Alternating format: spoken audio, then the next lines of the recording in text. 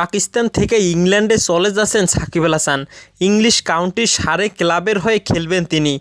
English কাউন্টির সারে ক্লাবের হয়ে একটি 4 দিনের ম্যাচ খেলবেন তিনি। বিসিবি থেকেও ছাড়পত্র দেওয়া হয়েছে তাকে। 5 থেকে 14 সেপ্টেম্বর ছাড়পত্র পেয়েছেন সাকিব আল হাসান। 9 থেকে 12 সেপ্টেম্বর সামারসেটের সঙ্গে সারের ম্যাচ।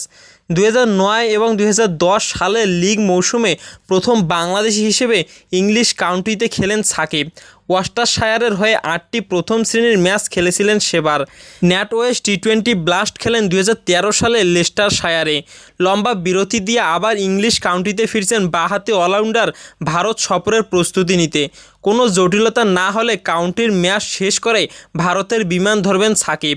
সরকার ও আইন বিশেষজ্ঞদের কাছে সাকিবের ব্যাপারে জানতে চাইলে সর্বমহল থেকে আন্তর্জাতিক ক্রিকেট চালিয়ে যাওয়ার পরামর্শ দেওয়া হয়েছে।